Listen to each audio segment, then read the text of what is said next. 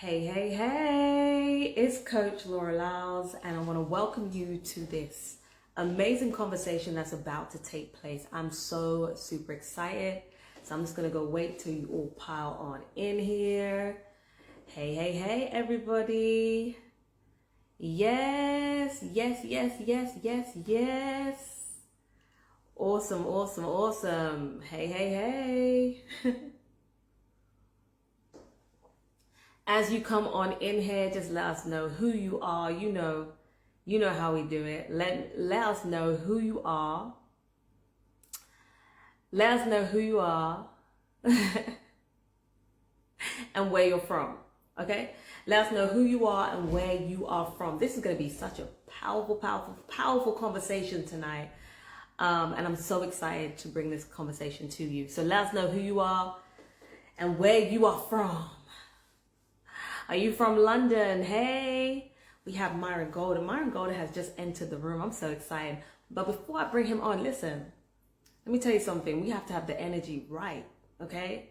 I don't want my coach coming on and saying, oh, this crowd ain't coming back, okay? So before we start, who you are and where you're from, I'm going to bring my coach on. Let us know. We have London, London, London. Yes, yes, yes, yes. Who's ready for the Myron Golden? Who is ready to listen tonight as I ask him questions about his life and his journey and how he was able to cultivate such a phenomenal life for himself and for others, me included? Who is ready? Type yes right now if you're ready. Type yes, yes, yes. Type yes, yes, yes. Yes, yes, yes, yes. Well, if you're ready, go share this with 5 people. Go share this with 5 people and comment done as soon as it's done. Because listen, this conversation is about to blow your mind. So I'm going to bring my coach up and we're going to get this started, okay? Let's bring this up. Let's go. Do this. Let's do this. Yes, yes, yes, yes. Share with 5 people once it's done. Comment done. Myron. What's up, Laura? I'm just so grateful to have you. Thank you so much. I know you're busy. I know you have events going on. So I just want to say thank you so much for joining, Myron. My pleasure, Roll sister. with My please. pleasure. My pleasure. So, Myron, just want to introduce you officially. Everyone, I've been speaking about you for all this year. Um, and I don't know if you know this, Myron, but how I stumbled across you, I was watching a video and with Russell Brunson, and I heard him speak about his good friend Myron Golden. And I was like, I watched the clip, and as I watched the clip, I had tears falling down my eyes because I had been searching for something more. I was ready for a higher level. I didn't even know what you had going on. I didn't know what you were offering. And I went to your website and I saw the message. It was like, are you stuck at 20 or 50,000 a month? And I was like, that's me. Yes. I was like, that's me. And I got on the phone and, it was exactly what I needed. And from there, my life has never been the same, Myron. Um, I invested into your high level mastermind. And not only did the money come, Myron, it's great to have the money, but my mind has stretched. Even though I was doing well, I was still operating on a low level. You know what I Mm, mean? I'm still operating on a low level, and you really stretched my mind to know my value at a high level. And I just wanted to have a conversation with you. So just to find out, how did you become this way? I know you have a story, and everyone's so super excited. So yeah, well, I'm thank you. excited. I'm excited to be here, Laura. As you well know, because you're in my high level mastermind, all of the business principles that I teach come straight from the pages of Scripture, and Yeah. um, and so I built a mastermind based on King Solomon's business model, and like step by step, literally got every step in the process directly from the pages of Scripture, and we've been able to build a massively, insanely successful business, and one of the claims to fame, if you will, that we have is that our students are having 6 and 7 figure days while other coaches are trying to help their students have 6 and 7 figure years. Yeah. So, and I know, even when we talk about a 6 figure month, to us in our group, that's like everybody acts like that's not a big deal. That's a big deal. Like to make 6 figures in a month To make six figures Right. in a year to make six figures in a year is a big deal. It's not a small deal, right? That's more than Yeah. 90% of the people in the world make. But to make six figures in a month, now you're taking it to a level that's almost mind bending. And then you talk about six figures in a week or six figures in a day. It's like, wait, what? And then don't even talk about the $1 million day concept. We don't even Oh, go there. It's like, wait, where am I? What universe am I in, right? So, um, Myron, can I say sorry? When sure. I did, and I'm going to be humble about this, but I did six figures in a day because of your teachings. Hmm. And I was scared to tell the group because the group, I was like, that's too little. Like everyone's having $1 million days and I'm there with my little six figures. And I'm grateful, but the group that's there, that's like my family. And they are just phenomenal. And that comes from you. So thank you. Thank you so much. Absolutely, my pleasure. It's really interesting that one of the principles of success that we find in Genesis chapter 1 is that, or not in Genesis chapter 1, it's actually in Genesis chapter 3, is that lack cannot exist in your experience until it first exists in your expectation, right? So Ooh, nothing perpetuates lack like the expectation of lack. As a human wow. being, like we have a superpower that animals don't have. And I know the Mm, miseducational, misdirectional system, aka government indoctrination camps, uh, child prisons, schools, whatever you want to call them. I mm, call them by all of those names. But they want us to believe that man is a higher form of animal, right? That's one of the things they teach, right, in the miseducational system. A lot of right. people don't even know this, and this is just an aside since we're here and on the subject, Yeah. right? Right. A lot of people don't know that evolution, the founding father of evolution is Charles Darwin. Everybody knows that, right? But what Mm-hmm, they don't mm-hmm, know is that Charles Darwin wrote The Origin of Species as a mm, racist thesis, and the subtitle, in fact, the subtitle of the origin of species is something like the quest for survival among superior races. That's like the second title of that book. And so, like the whole idea that man is a higher mm, form of animal, and all of those concepts, man is not an animal. God created three things in creations. He created creation, the stars, the moon, the sun, the water and the trees. He created creatures, the dogs, the cats, the giraffes, the chimpanzees, and the alligators. And then he created creators, men and women, right? And mm. so he created us to be creators. And it's really fascinating when you think about how creation starts. It always starts with intention, right? What do you intend to create? Like in the beginning, God created the heaven and the earth. It started with his intention to create, and then he created, right? And so a lot of people don't realize that God gave us this superpower Mm, called expectation. And mm, if we don't learn how to use our expectation for ourselves and to serve other people, then the enemy will use our expectation against us and we'll mm. become prisoners of the lack that we conjured up in our mind. Wow. So are you saying that many of us are not living in abundance because we expect the lack? Is that? Oh, for sure. Well, okay. I, that's exactly what I'm saying. But let me prove it to you from a biblical perspective, if I may, because that's Mhm. that's the perspective I come from. Yeah, And everybody here may not believe the Bible, but that's okay. I'm not trying to get you to believe it. This is where I'm coming from. And since y'all yeah, are here to hear from me, then I guess all I can tell you is what I know, right? So yeah. um, it says in Second Corinthians chapter 11, verse number 3, the Apostle Paul wrote, Mhm. I fear lest by any means that as the serpent beguiled Eve or tricked her through his Mm, subtlety, so your minds should be corrupted from mm, the simplicity that's in Christ. So if I want to know how the enemy wants to operate in my life, how he wants to mm. deceive me, how he wants to beguile me, all I have to do is go back to Genesis chapter 3 and see what he did to Eve. And that's exactly what he's trying to do to me. He doesn't have a new toolbox, right?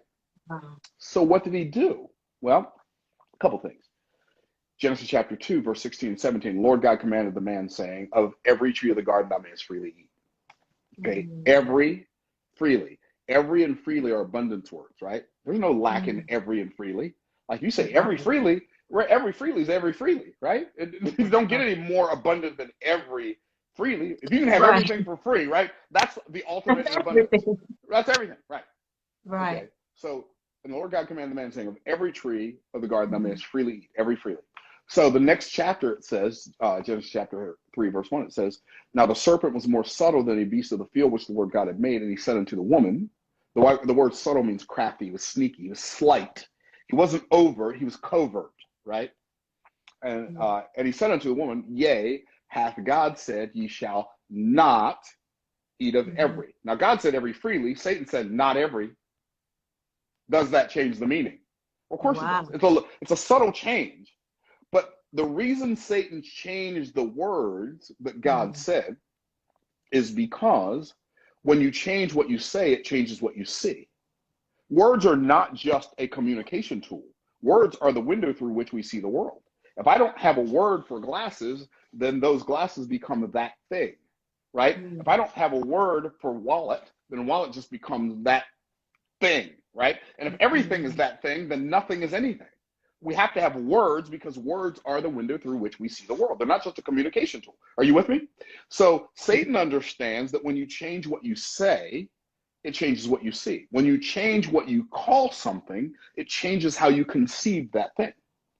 When you change like what you say about something, it changes how you see that thing. That's why Satan is a master at changing language, right? So he waters down the language so that it doesn't feel as bad, it doesn't seem as bad, so it doesn't look as bad. Because when the woman said unto the serpent, we may eat of the fruit of the trees of the garden. I'm going to say this, that and there are people who will disagree with me, but that's okay. I'm a big boy, I can handle it. Poverty is always the result of spiritual warfare. Always. Woo! So what does that even mean? Spiritual warfare. Well, what it means is Satan operates by putting thoughts in your mind, making you think those thoughts are your thoughts, and then you act on them as if they were yours, and then you get the result of what those thoughts produced, right? So why did I say poverty is always the result of spiritual warfare? Because the first temptation in the history of the world was the temptation to focus on lack. What do I mean by that? Well, of every tree of the garden thou mayest freely eat. Serpent said unto the woman, yeah, if God said you shall not eat of every tree of the garden, the woman said, we may eat of the fruit of the trees of the garden. So when she came back to him, she took out every and freely. And I believe that's one of the big problems in the world today. We capitulate when the enemy changes the language to make it something that God never intended it to be. We capitulate. I don't want to seem too radical. I don't want people to be offended. So I'm not going to talk about God. I'm not going to talk about Jesus. I'm not going to talk about the Bible because people will be offended. It's so amazing. When I was a child, people would talk about their faith boldly and apologize for using profanity in front of women and children. Now people use profanity in front of women and children and apologize for talking about their faith.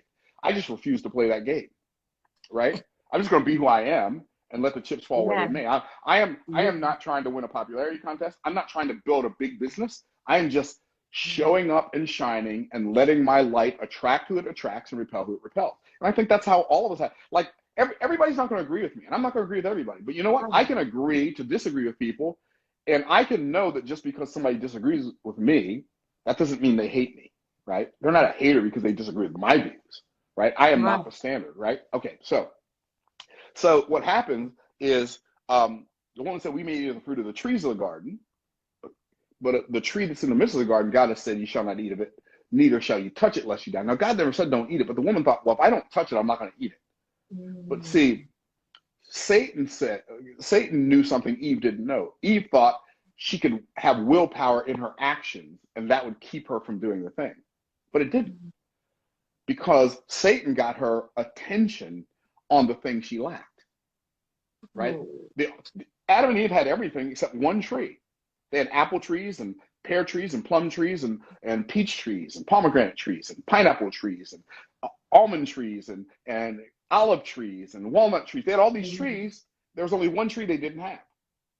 And as long as their attention was on their abundance, they got to keep it. As soon as they shifted their focus and got their attention off of their abundance and their attention on the thing they lacked, they literally had to walk past all of their abundance. The scripture says the tree of knowledge of good and evil was in the midst of the garden, which means they had to walk past all of their abundance to get to the thing they lacked. So the lack and the focused on. Wait. What there we go. We just lost you a bit. This is good. We Okay. just lost you. We got you. Okay. So, yeah. I'm going to take my AirPods off and tell me if you can still hear me, okay? Because that way, sometimes Bluetooth. How about now? Can you still hear me? Yes, perfect. It's good. Everyone take notes. This is gold. Okay. This is gold. So Thank you.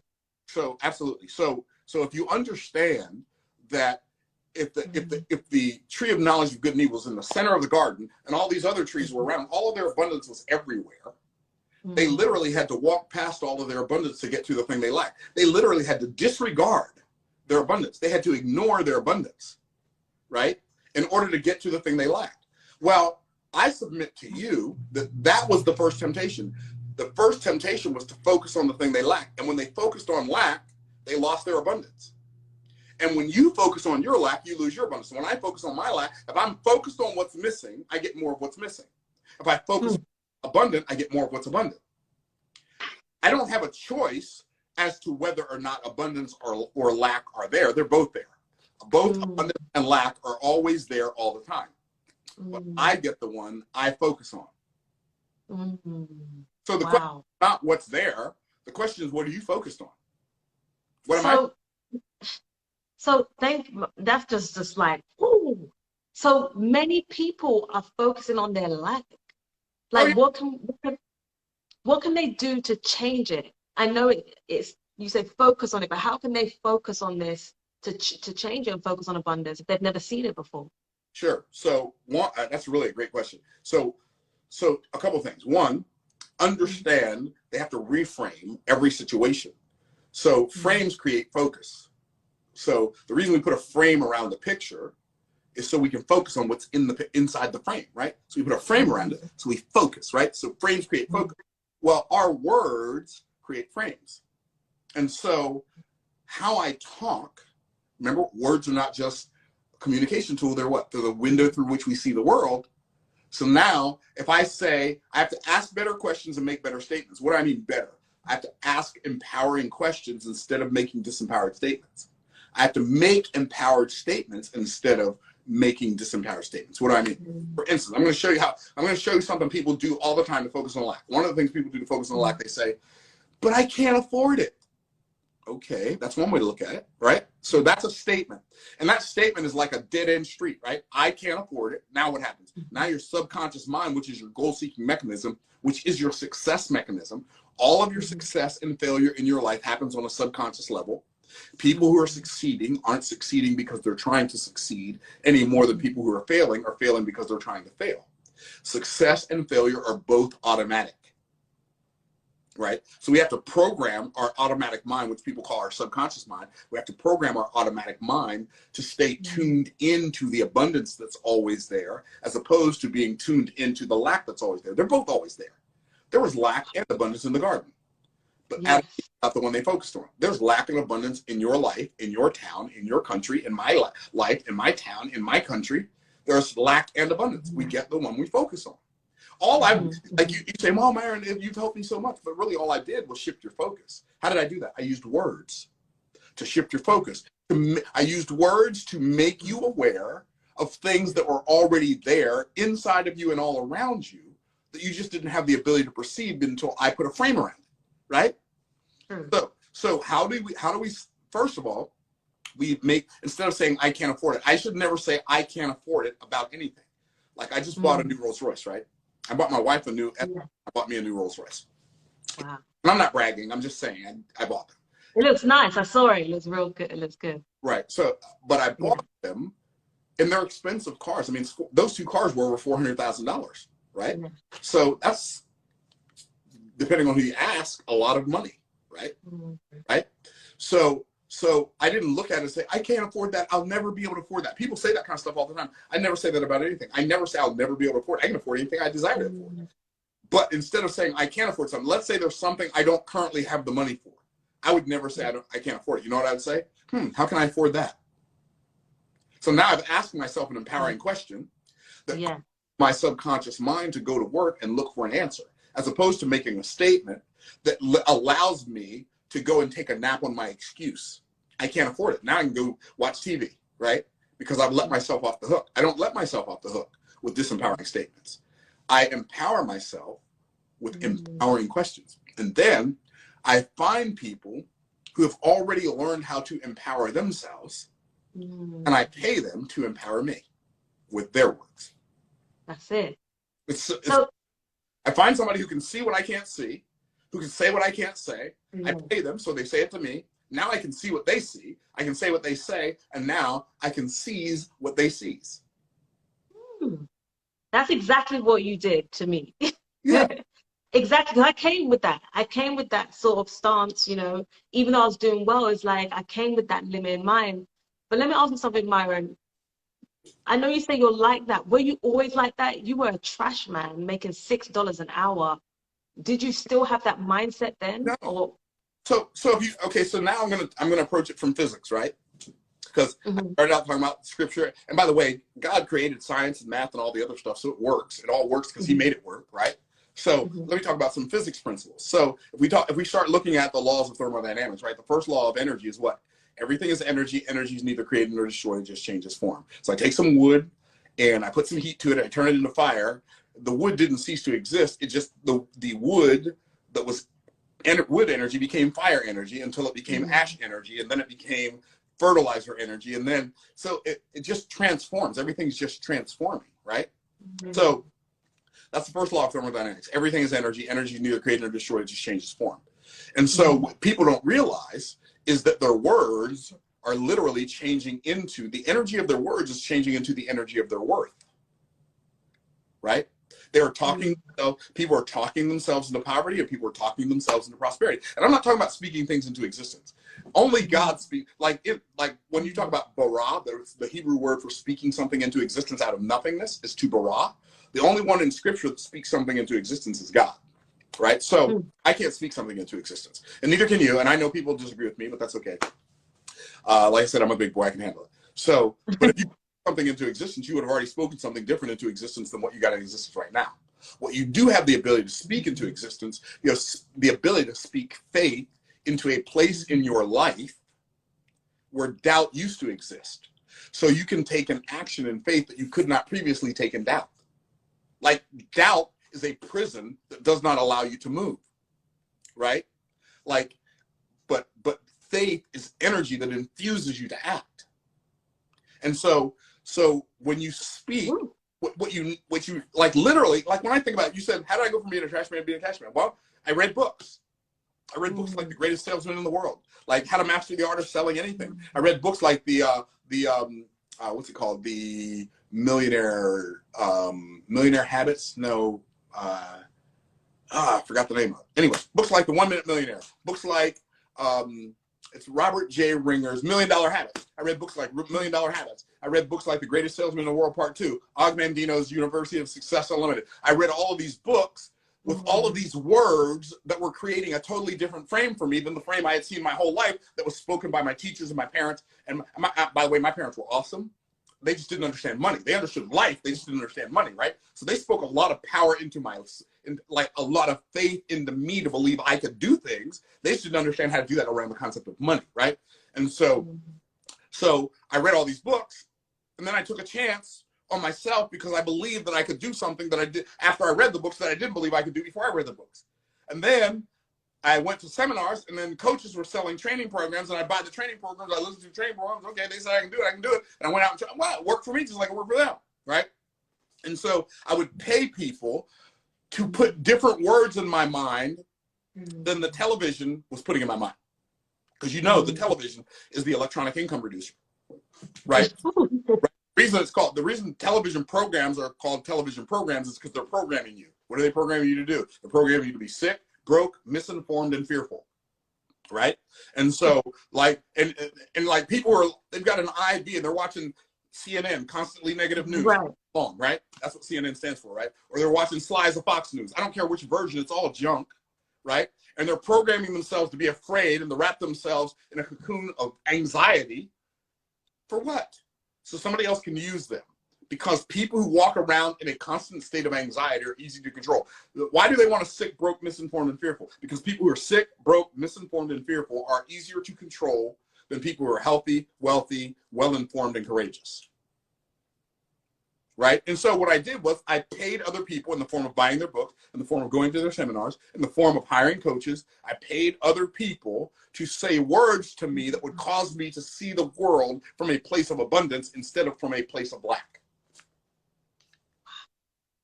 And that's how cash man to being the cash man. That's how we went from making $6.25 per hour as a full-grown man with a wife and a child, $6.25 an hour, to now, like, we have 6- and 7-figure hours. Like, we have at least, we have at least one high 6-figure day, at least one a month. Like, and we have multiple 6-figure days a month.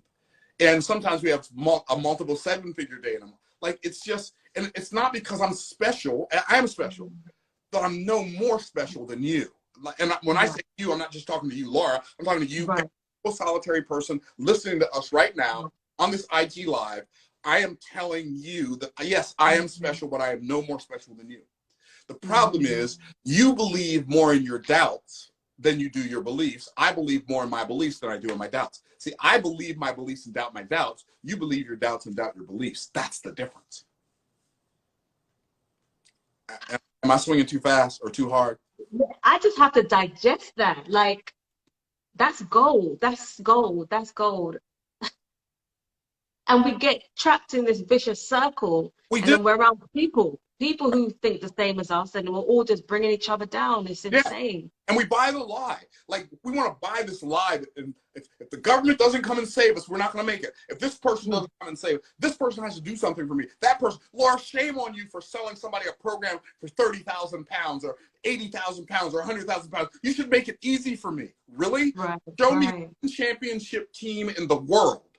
One championship team where the coach made it easy for them in practice so they could go out and win a championship. You don't make it easy. Champions are born in the arena of difficulty, not in the arena of ease. Say that again, please. Please say that again. Are born in the arena of difficulty, not in the arena of ease. They are forged in the fire of challenge, right? They're not coddled on the bed of comfort. So, you know, we got to decide what we like. Am I serious? Like, am I serious? Or am I just kidding around? Right? Am I serious? Or am I just curious? Right? There are a lot of people who come to you. Well, Laura, if you don't make it easier for me, I can't do it. Like you're my responsibility. Like, I'm my responsibility. I've got a son who's 32 years old. He's not even my responsibility anymore. I've got a daughter who's 30 years old. She's not even my responsibility anymore. Like, I'm my responsibility. Me and my wife, I'm my responsibility. She's my responsibility. She's her responsibility. I'm her responsibility. Other than that, that's it. Like, it's not my job to make it. Like, hey, I have an environment where we manufacture winners. They're already winners. We just show them who they really are. And, you know, this is real. I've been seeing this with my own 2 eyes, like literally right before my eyes, people in Myrons camp having $1 million days. I didn't know that was possible. I heard of, you know, 100K a year, like that was the goal, right? To get 100,000 in a year. But seeing people having $1 million days, even myself being able to do 100,000 in less than 24 hours because of what I'm learning here. And it's about shifting your mind and staying aligned. But Myron, what about the people? What do you say to the people that come to you and still have that after you've given them everything? They've watched your videos and they still say, but you know, I'm still going through this. You don't understand my husband. You don't understand the kids. I have all this stuff going on at home. I say congratulations. If you fight for your limitations, you get to keep them. Woo! And I don't mean that disrespectfully, and I don't mean that in a condescending way. Congratulations. You fight for your limitations. You get to keep them. Like hey, if I'm going to win, I don't need an excuse to win, right? But if I'm going to lay down and pretend that there's a circumstance in my life that's bigger than me, then any excuse will do. It's like the neighbor came and said, hey, man, can I borrow your lawnmower? Well, you know, I would loan you my lawnmower, but my wife is making spaghetti tonight. He says, okay, thanks. He said, wait, what? Your wife is making spaghetti? What's that got to do with me borrowing your lawnmower? Nothing, but if I don't want you to borrow my lawnmower, any excuse will do, right? So some people don't realize that they think their excuse matters because it matters to them. They don't realize they're the only human being on earth to whom their excuse matters. And if you don't believe me, go to the grocery store, put some food in your basket, and get ready to check out. And when they ask you for some money, give them an excuse and see if they let you walk out with the food. When you get your mortgage from the mortgage company, don't send them a check. No, don't do that. Just write an excuse, send it to them. In fact, get your doctor to write an excuse for your mortgage company. Send it in to them. See if you don't end up in foreclosure.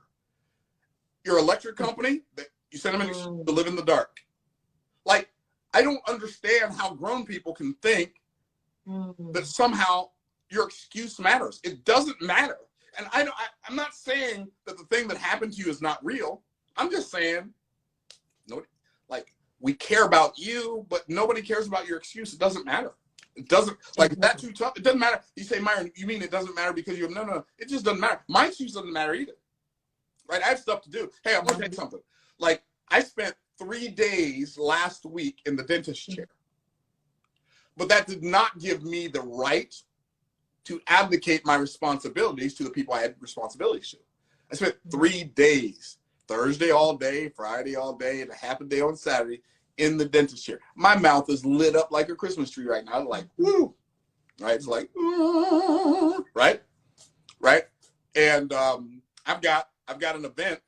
And I've been having some gallstones, kidney stones, all kinds of issues, right? So, like, this morning had to go and give blood, do blood work, right? Had to go do blood work this morning at dark 30. Went to bed last night. Woke up at 5 o'clock this morning so I could go give blood. And went to give blood, or not give blood, but get my blood work done. And then I've got to pack my clothes, right? I've got all the stuff to do. Got to pack my clothes.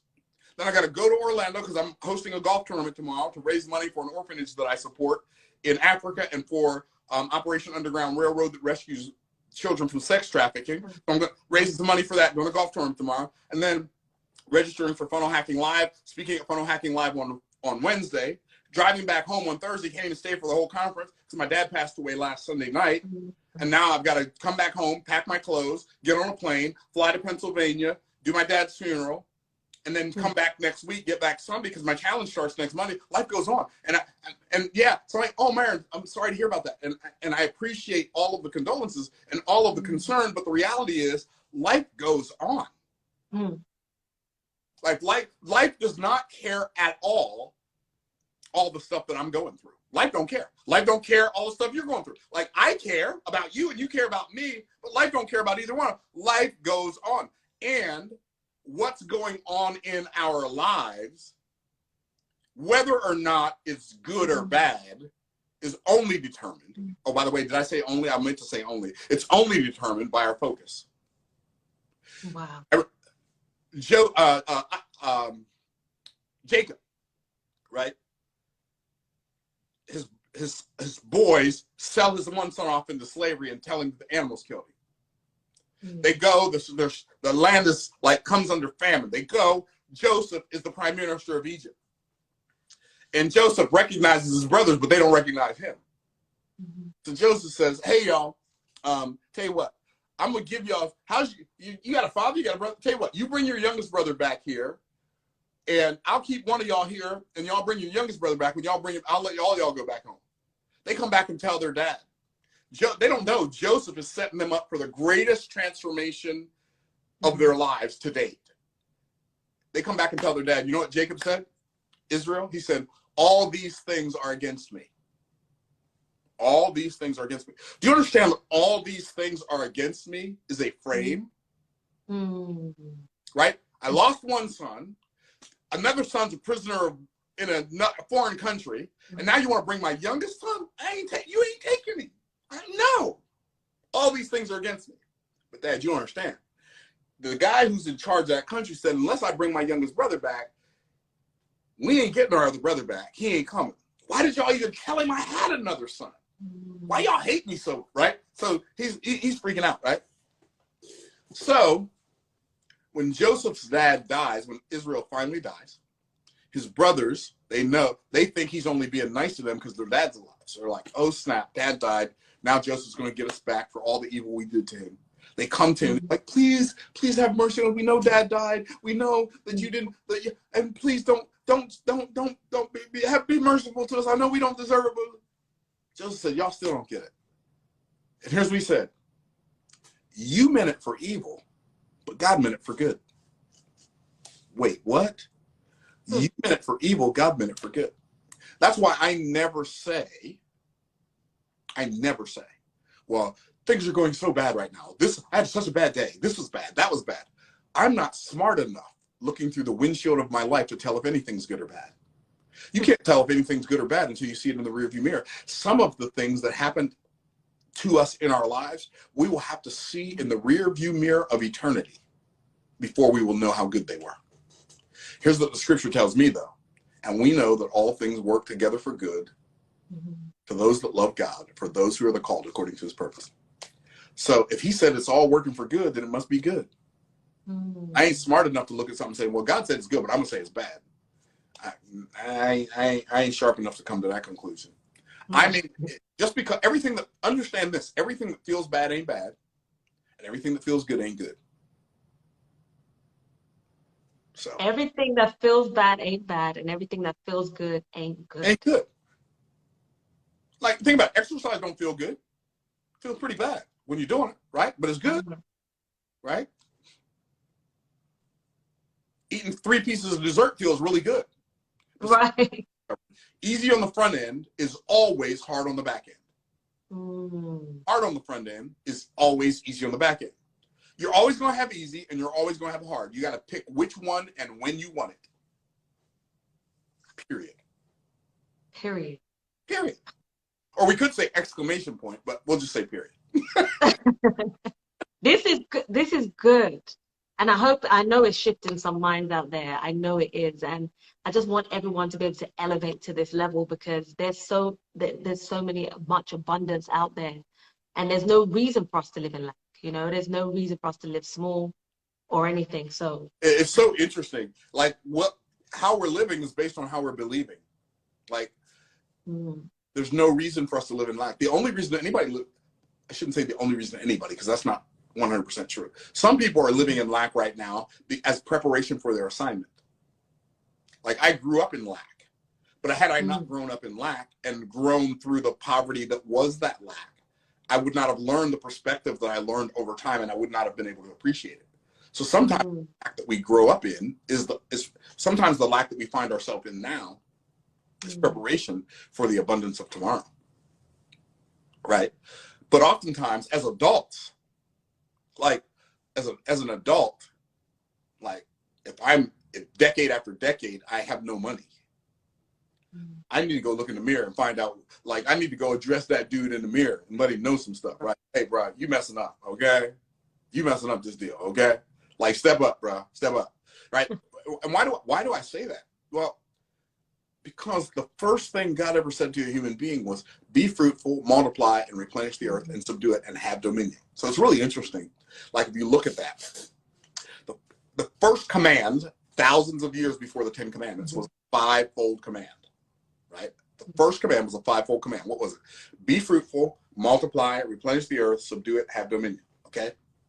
So the process is be fruitful, multiply, replenish, and subdue. The payoff is have dominion. Okay? So what does it mean to be fruitful? Well, in order to understand what it means to be fruitful, you have to know what a fruit is. What's the difference between a fruit and a vegetable? They both grow out of the ground. What's the difference? A fruit is a living organism whose seed is in itself. See, vegetables don't have a seed inside it. Like a piece of broccoli doesn't have a seed inside the piece of broccoli. A piece of celery doesn't have a seed inside. A carrot doesn't have a seed inside, but an apple has seeds, right? An orange has seeds. A watermelon has seeds. A tangerine has seeds. A seed is, like, when God said, be fruitful, what God is saying, I want you to produce on the outside based on what I put on the inside of you. Right? So I'm literally supposed to take inventory of my gifts. Right? And then I'm supposed to use those gifts. I'm supposed to discover those gifts and then develop those gifts and then deploy those gifts into the marketplace for a profit. Right?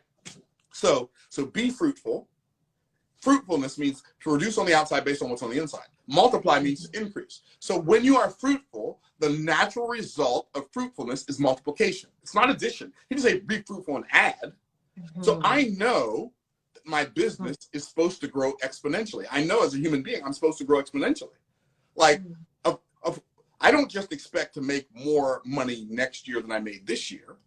Like, we're not just making more money than we made last year. Our business is making exponentially more money than it made last year. And last year it made exponentially more than it made the year before that. The year before that, it made exponentially more than it made the year before that. And our business is literally growing end over end. And we're growing to the tune, like, we're talking about hundreds of thousands to over $1 million a month, like between $400,000 and $1.3 million a month, consistently operating between 49, depending on the month, between 49% profit margin and 89%.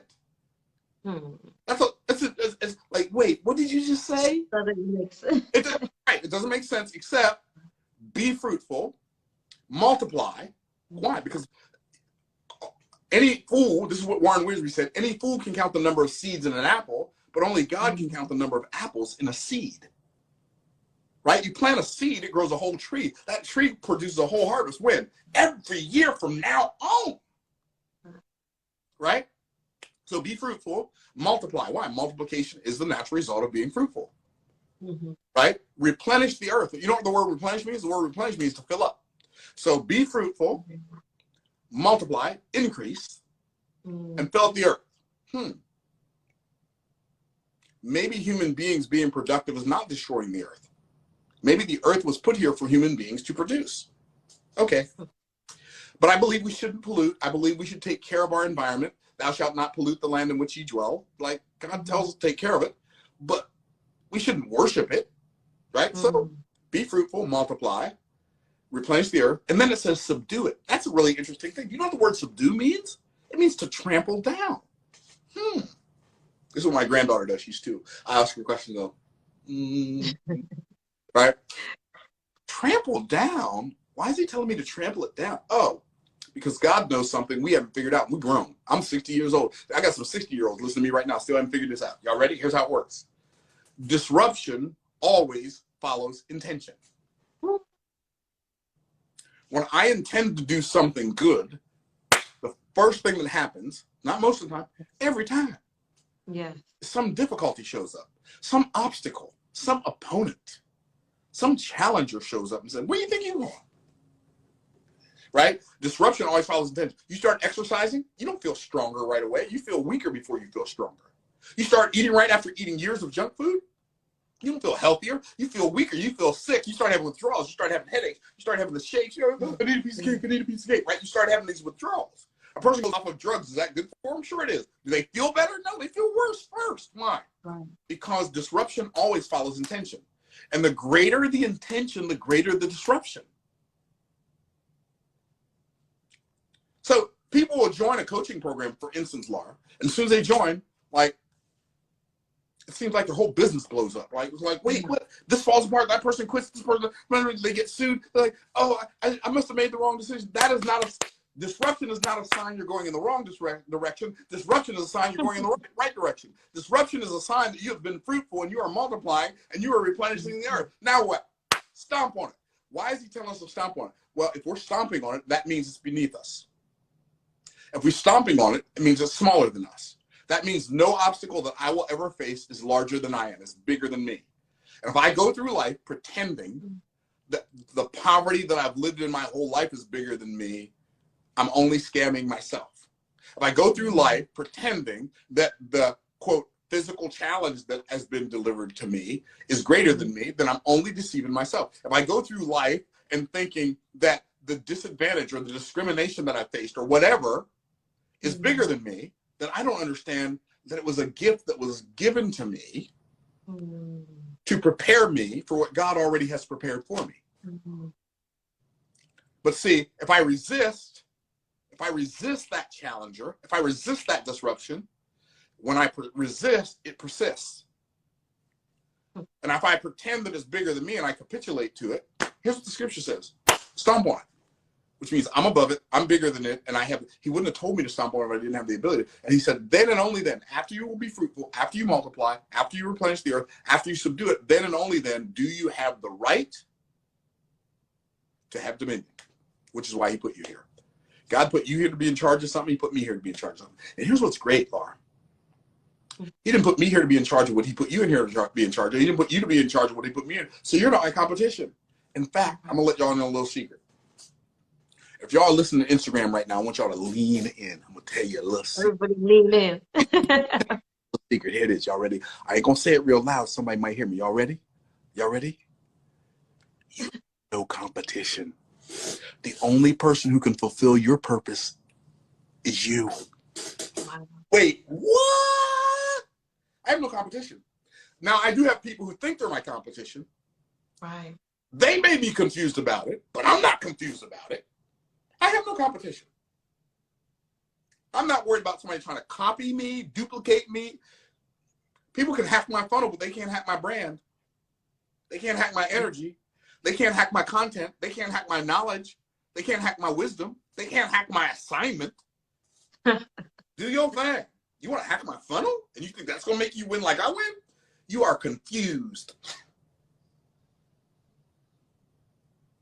Well, anyway. That's sticking with it. Myron Golden. Like, listen, Myron, can you believe we've been speaking for 45 minutes? I can't believe this. Yeah, everyone is just like, I'm sitting here listening, and you're my coach. I have you. We have coaching calls, but every time I hear you speak, I'm just like, I ain't doing enough. There's more for me to do. You know what's really the beautiful thing about it is God has created us with a capacity that's going to always be bigger than our ability currently. Right. So my capacity is greater than my current ability, right? My capability is greater than my ability. And that's what gives us the ability to grow. But guess what? When my ability grows, so does my capability. So I'm always becoming more, and there's always more for me to become even after I become more. It's a beautiful thing. Like, it's such a freeing and empowering way to live life. Yeah. Yeah. Myron, I just want to thank you so much. Thank you. Thank you so much. This has been a blast. I'm having. Can you tell I'm having fun? Yeah, this is like, I hope everyone's taking copious notes because this is absolutely gold. So Myron, I know you're speaking at Funnel Hacker Live and you have other things going on. What do you have going on? People need this. I know people need more. I know people are like wanting more from you. So my recommendation. So Laura, I've coached thousands of entrepreneurs in different coaching programs, thousands. And that sounds like an exaggeration, but in this particular case, it's really not, right? We've written books. In fact, my new book is coming out I probably shouldn't even say this on there. I'm going to go ahead and say it. My new book is coming out at FHL. Oh. Yeah. So I let the cat out of the bag. So you heard it first. You heard it here first. Yeah. You literally heard it here first. So we just came out with Boss Moves. Boss is an acronym that stands for Business Optimization Success Secrets. And it's Business Optimization Success Secrets from $1 Million Roundtable. And so literally, and you know this, Laura, like if someone wants to hire me to be their coach and I'm going to coach them on any aspect of business or financial literacy, they would pay me $25,000 an hour, right? That's what I charge, right? And if somebody says, well, that's too much money. Okay, then I'm not your coach and I'm okay with that. I'm good with it. So hopefully you are too. So I had a couple of years ago, I was at FHL and I was doing a roundtable. And I said, you know what I'm going to do? I'm going to give these people at this roundtable 2 hours of my best coaching. If they were to pay me $50,000 and get 2 hours of coaching from me, I'm going to teach them what I would teach them then, right? So I talked to them for 2 hours about these concepts and I recorded it. And I used the recording as from that 2-hour coaching session for hundreds of entrepreneurs. I used that 2-hour coaching session as the material that is in this book. And it's literally how to infinitely scale any business to whatever level you want to. Like we literally have an infinitely scalable business model where, you know, one of our businesses does hundreds of thousands of dollars a month, and we literally work an hour and a half every other week to fulfill it. So, and we teach other entrepreneurs how to do that same concept, how that concept works and how they can do it. But if I were going to recommend the number one thing after coaching thousands of entrepreneurs, the number one common denominator I see in struggling entrepreneurs and fledgling entrepreneurs is this: they don't make enough offers. Like they don't make enough lead generation offers, or they don't make the right kind of lead generation offers, and so they don't talk to. Like if you're an entrepreneur, either you don't have enough people to sell your stuff to, or you have plenty of people to sell your stuff to, but enough of them aren't buying, or you have plenty of people to sell your stuff to and plenty of people are buying it, but your business is only profitable by 2%, 7%, 30%, so you're not profitable by a large enough margin, or your clients don't come back to you and buy as often as you'd like. And so in this book, I teach you the 4 keys to scale any business. But also on my challenge, I teach you how to do the same thing. I do a challenge called the Make More Offers Challenge. And it's 5 days. And it's $97 for the general admission. It's $297 for the VIP experience. And on the VIP experience, you get an hour of Q&A with me and all the other entrepreneurs every day for 5 days. And the idea that I'm like spending an hour answering people's business questions for less than $25,000 blows my mind, but I do it for my channel. And like literally just the content from the questions that people are asking me and the answers that I'm giving them, that could be an entire course on its own. I like the last challenge we did last month, right? So in the middle of that challenge, I flew to Atlanta on Wednesday to go to a dinner party that David Chan's was having for all the people who he had interviewed on his podcast. I got there, a guy came up to me and said, "You don't know me, but I'm in your challenge right now. I'm in the VIP." He said, "Just one person," I didn't even get to ask my question yet. He said, "But one person asked a question and your answer to them helped me make $46,000 this week." So them listening to me answer somebody else's question on the VIP helped them make $46,000 that week. And so the Make More Offers Challenge is changing people's lives. We got people. I got one guy who was stuck at like $40,000 a month. He joined the challenge, like literally after he joined the first challenge we had. And the reason he joined the first challenge was he saw one of my YouTube or Facebook videos for free, and he did one of the things I told him to do in there. He made $55,000 in 4 days. After only $50,000 a month, he said, "Well, now he's talking these for $297. Oh, I'm buying that." So he joined the challenge. After that challenge, he went out, implemented the infinitely scalable business model, did $235,000 in sales. And everybody do that. Okay, so let me give you a disclaimer. Everybody makes $200,000 a month. Everybody's not going to make $75,000 in 4 days. Everybody's not going to do that. Some people are not going to make any money at all, right? Some people are not going to implement. Some people are not going to work. Some people are not. Everybody's not going to make money. But that's real talk. If somebody guarantees you they're going to get your result there, I guarantee you they are a liar, right? Yes. Right. But the concepts that I teach work, right? So I have the Make More Offers Challenge. If somebody wants to start and come into my ecosphere, I would recommend highly that they start with the challenge. And I think you have a link for them, don't you, Laura, that they can click? Yeah, let me go grab the link. Hold on, let me go.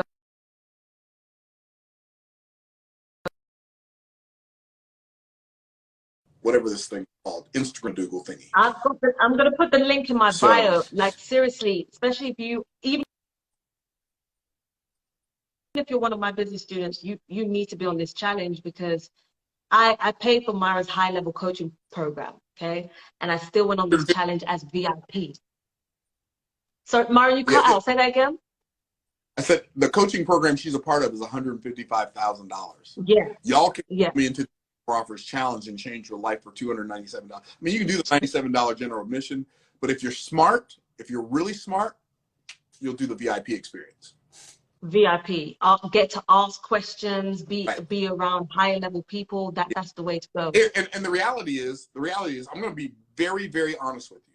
If you are on the VIP experience, you may not get your question answered. We had so many people in VIP, everybody didn't get to ask the question. But here's my guarantee. If you do VIP, if you take advantage of the VIP experience, okay, and you have your camera on the entire time, the whole week, you don't like, and you're paying attention, I guarantee you, this is my guarantee.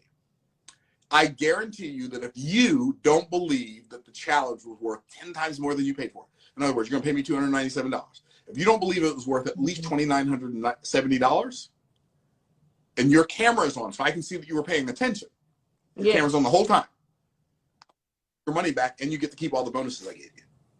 Wow. I'm not That's saying if you don't think what you paid for, 10 times what you paid for it, like I will, at the end of the week, I'll give you your money back, and you get to keep all the bonuses. So that's gold. That's gold. So this is good. That's how we roll. Because if we don't with value, I don't want your money. Like your money is just your money. You know what I want? I want your transformation. That's my desire. For your life to be transformed, for you to become the hero of your spouse and your children, for you to become the hero in your family, and the first person in your family to become free. To get off the corporate plantation. Anyway. Woo!